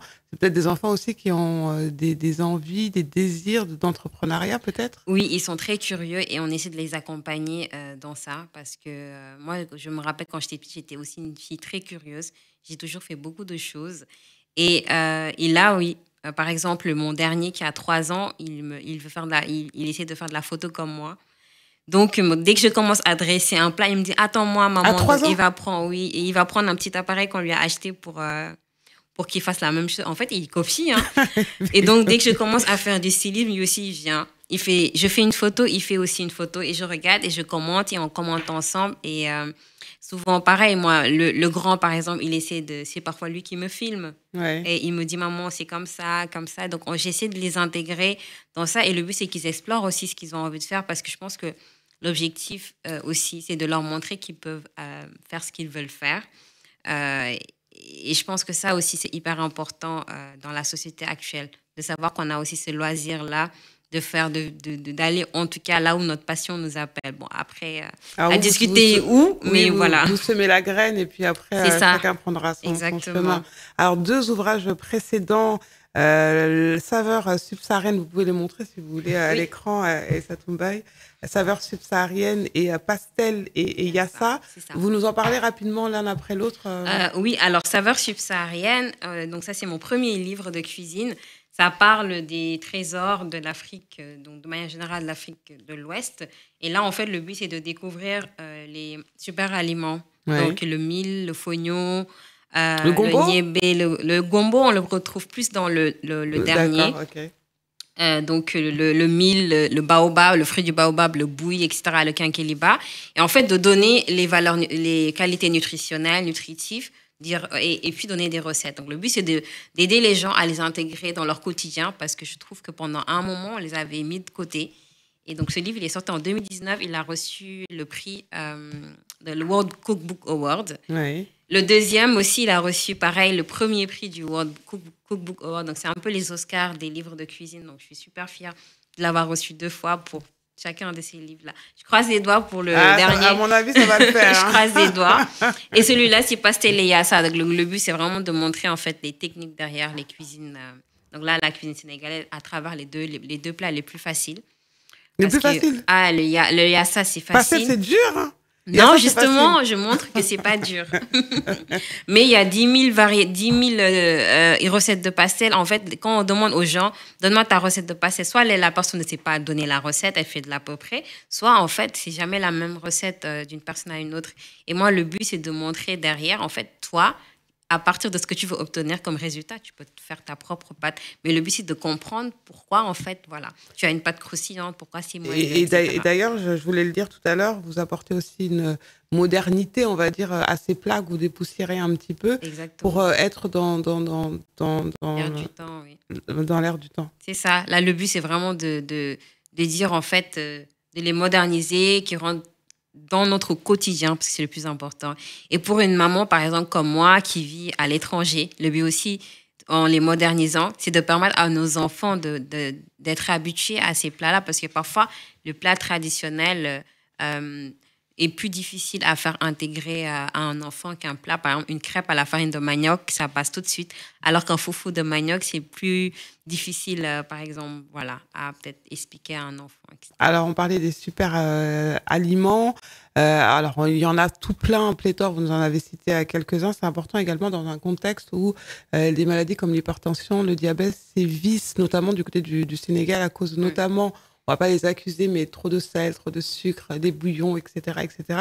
C'est important de dire on a des aliments en fait qui pourraient vous faciliter vos maladies et améliorer votre santé. Oui, tout à fait. Et surtout, on oublie au fait que nous, en tant qu'Africains, qu'on se dise la vérité, on a cette dualité alimentaire-là. Pour nous, l'alimentation, c'est pour se nourrir, mais c'est aussi pour se soigner. Oui. Tu peux aller voir n'importe quelle grand-mère, tu vas dire par exemple, maman, j'ai mal au ventre, etc. Elle va dire, bah, tiens, on va boire une infusion, du quinquilibre, du bissap, etc. Donc, au-delà du fait de se nourrir, il y a vraiment ce côté-là de se soigner. Et c'est ça qu'on a perdu. On s'est retrouvé à utiliser des produits d'ailleurs, des produits importés qui ne font pas vraiment partie de notre alimentation. C'est pourquoi on est là. Et aujourd'hui, c'est hyper important de se rappeler. Par exemple, tu vas dire à un Africain ou à un Sénégalais, je vous donne un exemple, va faire un cure de vitamine C, il va aller te boire des jus d'orange, alors qu'il ne sait pas que le fruit du baobab contient 6 fois plus de vitamine C que l'orange, par exemple. Okay. Et donc, on a tellement perdu ce réflexe-là. Et le but, justement, de rappeler qu'on a des super aliments, c'est de dire, bah, écoutez, on retourne nous-mêmes à ce qu'on produit nous-mêmes, à nos produits de l'agriculture, à ce que la terre nous offre et ce qui fait partie aussi de nos quotidiens. Et de plus en plus de médecins disent qu'il est important aussi de manger les aliments de ses origines. Je ne sais pas comment expliquer ça. Par exemple, il y a beaucoup de subsahariens qui ne digèrent pas bien le lait, par exemple, ou qui ne digèrent pas bien le gluten, parce que dans nos gènes, en fait, ce n'est pas ça qu'on mange. Encore, ça va, à part peut-être vraiment les Peuls. En fait, la génétique... C'est ça, il y a beaucoup de génétique et le lien avec la nourriture. Par exemple, la culture Peul, on a beaucoup de lait dedans. Donc, eux, alors là, clairement, il n'y a pas de problème avec... Il y a beaucoup qui n'ont pas de problème avec le lait. Mais dans d'autres cultures qui sont peut-être plus loin dans la brousse, etc., bah, ils n'ont pas ce côté-là. Ils ont des problèmes avec le lactose, etc. Et on va aller, par exemple, le gluten qu'on assimile. Même si on n'est pas intolérant, on a beaucoup de sensibilité au gluten parce que dans nos gènes, on mange pas de blé, en fait. C'est fou quand même, hein. Comme ça va loin. En fait, ah oui, ça va très, très loin. Et souvent, quand on enlève ces aliments-là qui ne font pas partie de ce qu'on a dans nos... On se sent bien. En fait, quand on commence à manger du tiré, de la semoule de mil, du maïs... On commence à manger des sauces feuilles, on commence à manger du gombo qui est très bon pour la santé. Moi, j'ai redécouvert ça quand j'étais enceinte de mon dernier, où franchement, j'ai eu un accouchement qui était vraiment tranquille. Et on me dit, ça glisse, exactement. Et en fait, j'étais tellement attirée par le gombo. Moi, j'adore ça. Et je mangeais ça tous les jours. J'ai fait toutes les sauces gombo qui existent en Afrique. Et à la fin même, je pouvais boire l'eau là avec du gombo trempé, tellement j'aimais ça. Et en fait, finalement, c'est des choses qu'on oublie et qui sont très bons pour nous. Donc voilà, retournons à nos racines. En tout cas, retournez à vos racines. Toutes ces astuces, on les partage. Elle les partage à travers cet ouvrage par aux éditions Marie-Claire, Ma cuisine d'Afrique. Dépêchez-vous de vous le procurer. Également les ateliers via le blog et le site internet. Oui. Le newsletter, vous le disiez tout à l'heure, pour faciliter les menus de la semaine. Donc vous accompagnez les femmes qui travaillent, etc. Le dimanche, on se met en cuisine, on fait tous les plats de la semaine, on met tout au frigo, au congélateur. C'est ça. Et on est tranquille. On est tranquille. Et même si on veut cuisiner en soirée, il y a des recettes simples. En 30 minutes, c'est plié bagages et on mange. Comment vous avez envie de conclure cet entretien, Aïssa Toumbay? En tout cas, je suis très heureuse et merci d'avoir répondu à ma demande personnelle de vous recevoir. C'est avec beaucoup de plaisir. Et puis Nathalie Brigongoum qui a contribué également, qui tenait à ce qu'on vous reçoive sur le plateau. Oui, et qui a fait la préface du livre. Faut pas oublier, c'est la préfacière. Ah oui, c'est tout le nom, oui, le livre et la préface a été réalisée par la chef Nathalie Brigongoum. Dans Vous les gourmands. Qui a fait une très, très belle préface, voilà, qui fait honneur au livre. Et donc, merci à elle. Alors, elle finit en disant « J'espère que ce manuel intelligent, impactant et gourmand vous permettra de mieux appréhender l'identité forte de ces régions d'Afrique, la singularité et la créativité d'Aïssatou et deviendra bientôt l'indispensable de vos cuisines et vos bibliothèques. » Ça va être le cas, en tout cas pour moi, avec ces piments-là, magnifiquement photographiés. Voilà. Par mon Aïssatou, ami Maggie. je vais vous laisser conclure, je vous ai coupé la parole. Non, franchement, en conclusion, c'est juste, voilà, retournons à nos racines, c'est hyper important. Et pour moi, la cuisine, c'est de la transmission. Donc, voilà, c'est hyper important de transmettre. Et s'il y a un mot pour résumer le livre, c'est ça, saveur et transmission. Aïssatou Cuisine sur Internet pour le blog. Merci beaucoup Aïssatou Mbaye. À très bientôt sur l'antenne d'Espace TV Europe. Ça a été un plaisir. Les matins d'Aïssa sur Espace. Le rendez-vous, c'est du lundi au vendredi de 10h à midi avec nos invités, la diaspora qui innove, la diaspora qui fait vibrer l'Afrique en diaspora. Les talents de Paris, du continent africain et d'ailleurs, ils sont de passage dans la capitale. Ils vivent ici, ils sont nés ici ou ailleurs. Ils viennent raconter leurs histoires, leurs belles histoires, leurs échecs aussi et leurs réussites, leurs passions.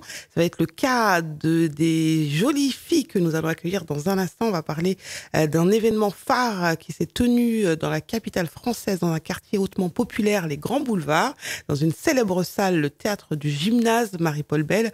La 11e édition de l'élection de Miss Côte d'Ivoire France est tenue le 4 mai dernier.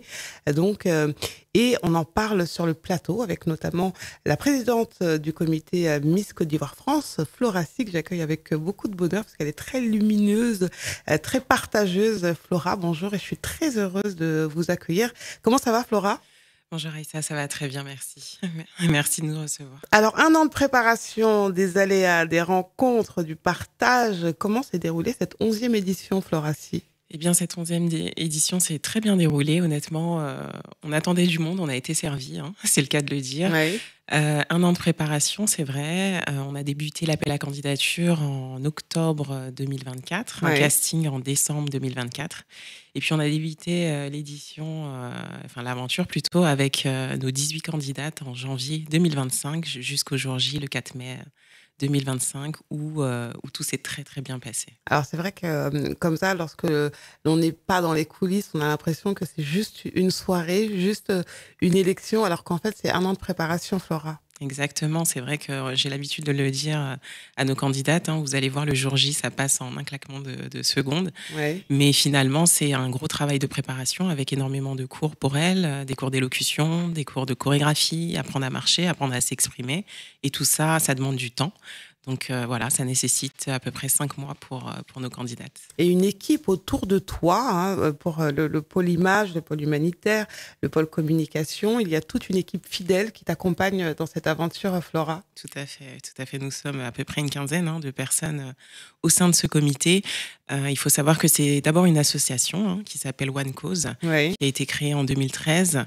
Et donc, l'un des événements majeurs de cette association, c'est donc l'élection Miss Côte d'Ivoire France. On est assez nombreux et même pas assez, hein, j'ai envie de dire, puisqu'il y a un gros travail qui est fait en amont et qui nécessite effectivement pas mal de personnes pour réussir cet événement, tout simplement. Alors, on le voit, tu es une jeune femme, on va dire une main de fer dans un gant de velours, puisque être une femme et à la tête de ce comité, diriger à toutes les équipes, tout organiser, convaincre les partenaires, et ça demande beaucoup de temps, et ça demande aussi d'avoir du caractère, Flora, non ? Effectivement, ça demande d'avoir assez de caractère, je dirais oui, et bien sûr. Après, c'est dans ma nature aussi d'aller au bout des choses. Hein. J'ai l'habitude de dire que quand je commence, je termine. Oui. Et puis l'expérience aussi. Je suis au sein de ce comité depuis le début, depuis 2013. J'ai eu à faire pas mal de pôles. Hein. J'ai eu à travailler, à être responsable du pôle humanitaire. Oui. J'ai été chaperonne, intendante des candidates. J'ai été au plus près de ces candidates, donc je connais leurs besoins. Et puis je connais aussi les besoins du comité, donc je dirais que c'est assez facile quand même. Et ça s'est fait tout naturellement, en fait, de prendre la présidence du comité ? Tout naturellement, effectivement. J'avais déjà mes motivations, mes objectifs, et je pense que d'un commun accord, le comité a tout de suite vu en moi un potentiel. Et j'occupe la présidence depuis le 3 octobre 2022 et c'est avec grand plaisir, honnêtement. Alors, on va voir cette super vidéo qui est sur les réseaux sociaux, qui résume à merveille cette célébration de la beauté ivoirienne, mais pas seulement, puisque c'est un événement qui célèbre également les cultures de la Côte d'Ivoire. On regarde ça en images tout de suite. Les matins d'Aïssa sur Espace. Bravo pour la réalisation de cette vidéo. C'est une belle vitrine. Ça montre en fait qu'on est loin des clichés des débuts des élections de Miss. Je ne parle pas du vôtre, puisque tous les pays africains de la diaspora organisent leurs élections. Mais avant, c'était dans des salles de banlieue. Il n'y avait pas trop d'esthétique. On faisait avec les moyens du bord. Alors que là, c'est en partenariat avec l'ambassade de Côte d'Ivoire. Ce qui est important, c'est que la Miss élue participe également au concours du côté de la Côte d'Ivoire. On va revenir dans un instant avec la Miss pour voir si elle n'a pas trop la pression. Et donc, du coup, voilà, c'est un événement de grande envergure. Il y a une troupe qui chante, qui danse, qui montre les cultures de la Côte d'Ivoire sur les rues, sur les grands boulevards. Il y a des artistes incroyables. Ça a été Mewé qui a mis l'ambiance avec les foulards blancs. C'est au-delà de l'élection. C'est une explosion de temps fort en fait, Flora. Exactement. Le but, c'est aussi de faire connaître notre culture ivoirienne au sein de la diaspora, de la diaspora africaine. Donc voilà, le but, c'est de mettre en avant notre culture et de montrer qu'on en est fiers surtout. Voilà, tout simplement. Et je suppose que les Ivoiriens qui viennent, les Africains qui viennent sont fiers et heureux en fait que leur culture soit aussi bien représentée. Et les Miss également d'autres pays qui sont invités et tout. Il y a plein de guests.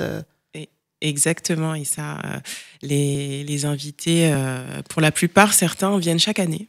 Ouais. Donc c'est le rendez-vous de l'année, on va dire ça comme ça. Et autrement, ce sont les familles, les proches des candidates. Et ils sont ravis de voir déjà leur petite sœur, leur fille sur scène qui défendent leur candidature et leur culture tout simplement. C'est vrai qu'on essaye en tout cas d'inviter la plupart des comités de la diaspora, oui. Parce qu'il est important qu'on puisse partager ces moments-là avec eux, avec les Miss et Misters aussi élus. Et nous, ça nous fait plaisir chaque année de convier toutes ces personnes au rendez-vous. Alors, le dernier aspect très important que je soulignais, et pas des moindres, la Miss élue participe au concours national. Et qu'est-ce que ça représente pour vous? C'est pas le cas de toutes les élections. Et ça fait quelques années que ça dure déjà. Tout à fait. Ça fait 11 ans maintenant, on va dire depuis le début, que nous sommes effectivement en collaboration avec le COMICI, donc le comité national. C'est un grand challenge pour nous qu'on essaye de relever chaque année. On a eu la chance d'être 2 fois première dauphine, oui. En 2014 et en 2015. Et comme je le disais à nos candidats de cette année, j'espère que 10 ans après, on va renouveler cette occasion-là de devenir soit Miss, pourquoi pas, ou première ou deuxième dauphine. Ce serait une grande satisfaction pour nous et pour moi personnellement en tant que présidente, faut le dire. Nous avons la chance d'avoir la Miss et la première dauphine qui participeront à l'élection nationale. D'accord. Donc on aura 2 représentantes, donc double chance. Pourquoi pas de remporter le titre. C'est ce qu'on leur souhaite. On va à présent s'adresser à elles. En tout cas, l'événement aura lieu le 28 juin prochain au Parc des Expositions à d'Abidjan. La date c'est dans 1 mois et 10 jours. Les filles, bonjour. Nous accueillons d'abord la Miss Muriel Kofi. Bravo Muriel, comment ça va? Bonjour Aïssa, oui, ça va très bien, merci. Miss Côte d'Ivoire France 2025, qu'est-ce que ça représente pour toi? Comment s'est passée cette soirée d'élection? Alors cette soirée d'élection, elle était riche en émotions. Il faut savoir qu'on est 18 candidates, donc être choisie parmi 18 candidates, c'est juste très flatteur parce qu'on avait tout un potentiel, on était toutes belles, toutes jolies, éloquentes les unes les autres. Donc voilà. Pour moi, c'est une chance. Et qu'est-ce qui a fait la différence selon toi? Qu'est-ce qui t'a permis de remporter la couronne? Je dirais que ce qui a fait la différence, ça a été le moment du discours. D'accord. Un moment très important. Exactement, un moment très important. Est-ce que t'étais stressée ou pas? Oui, j'étais quand même pas mal stressée, mais j'ai pu gérer mon stress. Une fois qu'on monte sur scène, on y est et puis on se dit qu'on vit ça qu'une seule fois. Donc, on essaye de s'amuser au mieux et on donne tout. Je suppose que tu le connais par cœur, ton discours. Mon discours, oui. Tu peux nous le dire ou pas? Oui, bien sûr. Vas-y, on t'écoute. Alors, ça commence déjà par ma présentation. Donc, je m'appelle Muriel Kofi, 24 ans. chargée de recouvrement amiable. Et j'explique que je suis pas seulement une fonction... Fais-le comme si tu étais sur la scène. D'accord. Mesdames et messieurs, membres du jury, distingués invités, bonsoir. Je suis Muriel Kofi, âgée de 24 ans, actuellement chargée de recouvrement amiable en alternance. Mais ce soir, je suis bien plus qu'un métier ou une fonction. Je suis une voix, une histoire, un héritage. Celui de l'ethnie baoulé, où l'on m'a appris que la dignité se porte comme une couronne et que la résilience est notre deuxième prénom. Je suis née de femmes qui ont refusé de baisser les bras. Je suis la descendante de Kwasi Ablapoko. Cette reine qui, face à l'impossible, a fait un choix déchirant pour offrir un avenir à son peuple.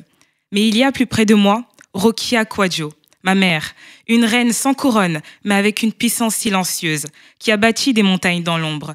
Elle m'a appris que la dignité se porte comme une couronne.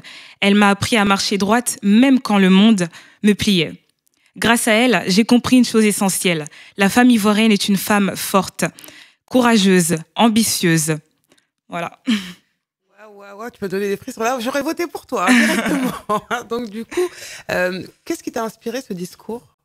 Alors, ce discours, il m'a inspiré parce qu'on parlait déjà de femmes pionnières. Ouais. Et dans les femmes pionnières, j'ai fait une dédicace à ma mère, que je salue et que j'aime très fortement. Qui était présente? Exactement, c'est ça. Elle était présente avec des membres de ma famille, mon entourage. Elle était émue, je suppose? Oui, il y a eu beaucoup d'émotions. Beaucoup. Alors, tu dis que tu travailles actuellement en tant que chargée de recouvrement amiable dans le domaine bancaire. En parallèle, tu es passionnée par la mode, un univers d'expression et de créativité à travers lequel tu célèbres la féminité, l'élégance et la diversité. Ta vision, c'est celle d'une femme forte, consciente de sa valeur, libre d'exister, d'entreprendre, de s'imposer. Tu veux montrer également qu'avec la volonté, la confiance en soi, on peut réussir, quel que soit son parcours ou son milieu d'origine. Tu défends les valeurs de persévérance, de respect et d'authenticité qui t'accompagnent. Donc, c'est un peu dans ce cadre, c'est ces valeurs que ta maman t'a transmises? Exactement, oui. Ma mère m'a toujours transmis ces valeurs. D'ailleurs, que j'essaye au mieux de reproduire. Parce que je trouve que déjà, se présenter à une élection, un concours de beauté, c'est très courageux.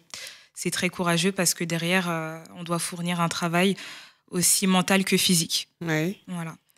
Et qu'est-ce qui t'a poussé à t'inscrire? Comment ça s'est passé? Ce qui m'a poussée, c'est la passion.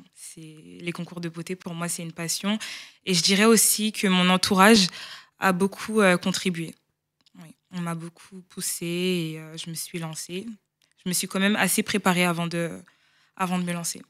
Alors, quelle émotion on ressent lorsque on annonce son nom? Tu sais, chaque femme rêve de vivre ce moment à la dernière minute. Vous êtes deux concurrentes. Et puis, on scande votre nom. Comment on se sent? Honnêtement, moi, quand on a annoncé mon numéro, c'est comme un grand vide. On se demande si c'est vraiment nous. Il y a beaucoup d'émotions. J'avais les larmes aux yeux d'ailleurs. Mais j'ai réalisé le lendemain. Honnêtement, j'ai réalisé le lendemain. Qu'est-ce que ça représente pour toi, du coup? Parce que tu portes également un projet, puisque chaque candidate a un projet à défendre, un projet qui te tient au cœur. Je vais te laisser le présenter toi-même. Oui, bien sûr.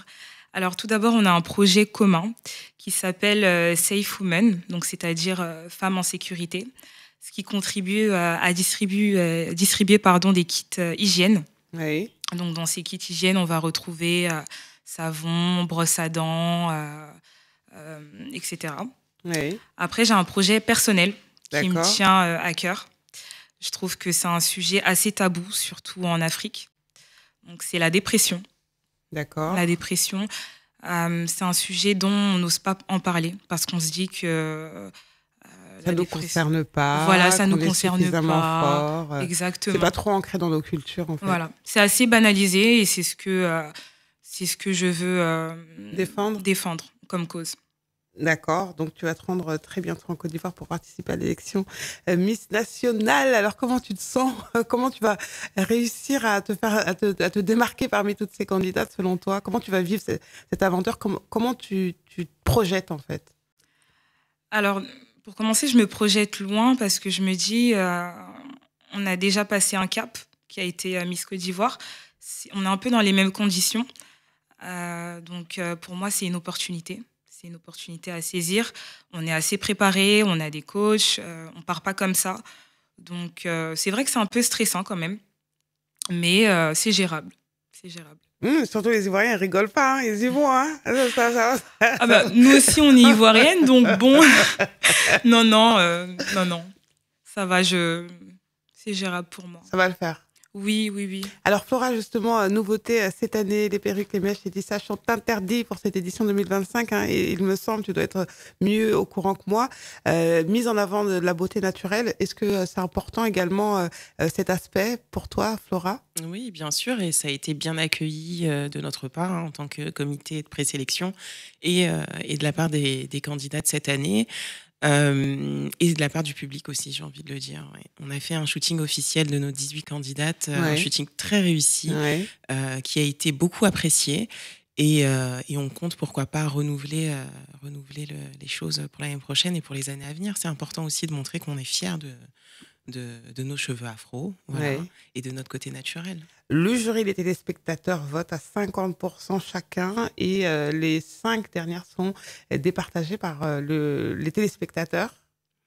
Pour notre élection l'élection nationale. Alors, pour l'élection nationale, effectivement, les téléspectateurs votent à 50% et le jury également à 50%.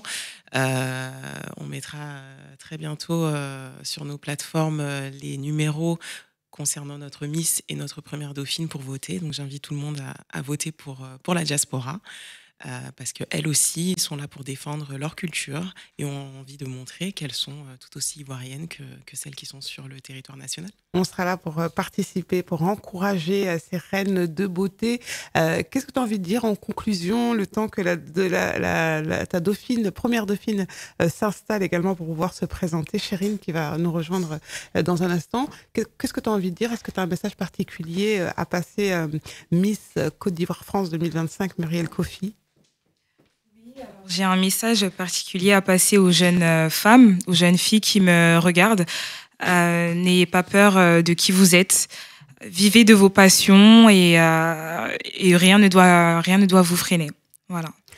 Alors, nous accueillons donc la première dauphine, Chérine, c'est bien ça. Bonjour, bienvenue. Rapprochez-vous juste un petit peu du micro, qu'on puisse vous entendre. Alors, première dauphine, vous êtes retrouvées toutes les deux face à face et on a annoncé son numéro. Qu'est-ce qu'on ressent à ce moment-là? Personnellement, on ressent quand même de la joie. Ouais. Et moi, mon but, c'était vraiment de participer au concours Miss Côte d'Ivoire national. Ouais. Donc, que je sois Miss ou première dauphine, on y va. Et être deuxième, c'est quand même pas mal parmi toutes ces candidates. Qu'est-ce qu'on vit dans les coulisses pendant tous ces mois de préparation? Comment on est chapeauté par le comité? On est chouchouté? Qu'est-ce que tu as vécu en fait pendant toute cette préparation? Franchement, un grand merci au comité. Ils nous soutiennent. Des fois, quand on a des moments de faiblesse, quand on est fatigué, on peut aller se livrer, on peut aller parler. Et ils nous remotivent. Le jour J, le stress est là.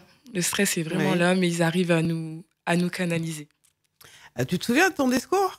Oui. Tu peux nous le dire aussi? Oui, bien sûr. Ah bon, on t'écoute. Honorable jury, cher public, bonsoir. Je m'appelle Chérine Maurice, 25 ans, originaire de la ville de Lille. Fière héritière d'une maman baoulée et d'un papa ébrié, j'incarne la diversité de notre chère Côte d'Ivoire. Après, je disais mon numéro, etc.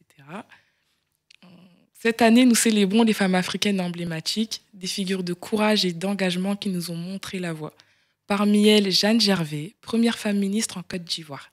Elle disait avec conviction « La persévérance est le secret de l'ascension et chaque défi sur notre chemin est une marche vers la victoire. » Ces mots résonnent en nous car ils symbolisent la résilience de la femme africaine.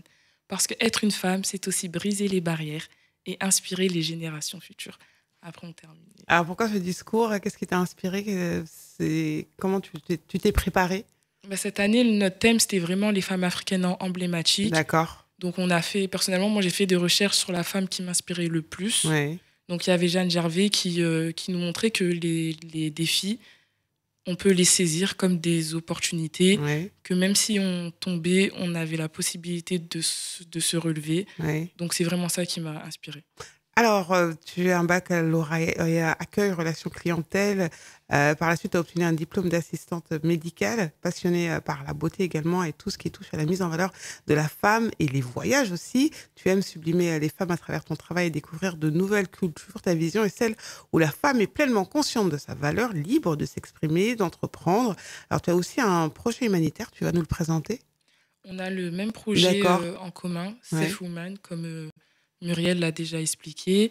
Et par la suite, j'aimerais vraiment porter la lutte contre l'excision. D'accord. Et pourquoi c'est un sujet qui te touche? J'ai des amis, j'ai des membres de ma famille qui ont déjà vécu cela. Donc, j'ai déjà entendu leurs témoignages qui m'ont extrêmement touchée. Donc, pourquoi pas, vu que maintenant ma voix peut porter plus fort, pourquoi pas... Alors, l'élection dans quelques semaines, comment on s'y prépare? Comment tu te sens mentalement, psychologiquement? Comment ça se passe dans ta tête? Je me sens prête. C'était un peu un rêve. C'est quelque chose d'incroyable que l'on va vivre, que l'on gagne ou qu'on ne gagne pas. Après, même si on souhaite être dans le trio, exactement, c'est quelque chose qu'on vit une seule fois. Donc, on met toutes les chances de notre côté en allant à la salle de sport, tout simplement, en se préparant et... Et puis après, c'est vrai que ça peut amener aussi à des belles choses, puisque la finaliste va faire après les concours interrégionaux et de suite, et ça peut emmener jusqu'au toit du monde, on va dire. C'est vraiment quelque chose d'incroyable. Et si on a l'occasion de le vivre, il faut le vivre à fond et vraiment mettre tous les moyens de son côté. Et du coup, je te pose la même question qu'à Muriel Kofi, à la Miss élue. Toi, tu es la première dauphine. Qu'est-ce qu'on ressent, le retour de la famille, des membres venus vous encourager? Qu'est-ce qu'on vous a dit après l'élection? Ils sont fiers de nous. Nous-mêmes, on est extrêmement fiers de nous. On est les 2 dernières d'une grande sélection. Ouais. On s'est battu pendant 5 mois. On n'a pas lâché et on peut que être fiers de nous. Et dans tous les cas, même la participation à ce concours, on peut que être fiers de nous.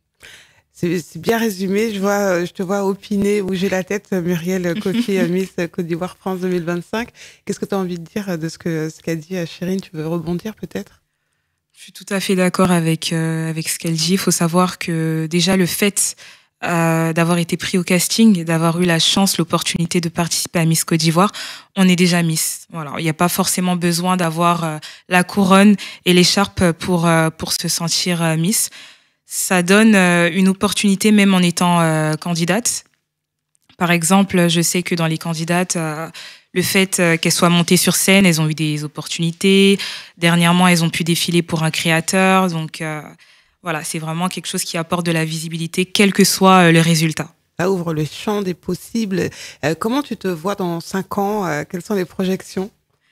Alors, dans 5 ans, je me vois déjà mère de famille pour commencer. Ouais. Je me vois entreprendre. J'aimerais bien investir au pays. Ouais. Je me vois habiter aussi au pays. Ouais, c'est vrai? Oui, je suis vraiment attachée à la Côte d'Ivoire. Ok, bon, c'est tout ce qu'on souhaite, on croise les doigts. En tout cas, vivre le moment présent et vivre pleinement cette élection le 28 juin. On va croiser les doigts, on va être là pour vous encourager, les personnes qui nous regardent également. Et Chérine, la même question, c'est quoi les projections? Comment tu t'imagines dans 5 ans? J'espère juste être épanouie et faire quelque chose que j'aime. C'est une jolie conclusion. Oui. On vous souhaite bon vent dans ces belles aventures. Profitez-en à 100% et à très bientôt sur l'antenne d'Espace TV Europe. Je vais vous laisser juste dire au revoir rapidement. D'abord, peut-être vous, Chérine. Merci beaucoup pour votre écoute et pour l'invitation aujourd'hui. Bonne journée.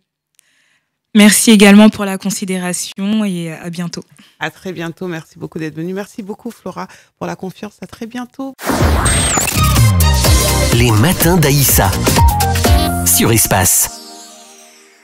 Madeka avec Abidjan sur Espace TV Europe en ce vendredi 16 mai 2025, dernière ligne droite avec des recommandations de sortie. Oui, le week-end arrive avec des événements également pour la fin du mois. On va recevoir tout plein d'invités la semaine prochaine. On va se refaire plaisir et voyager à travers la diaspora.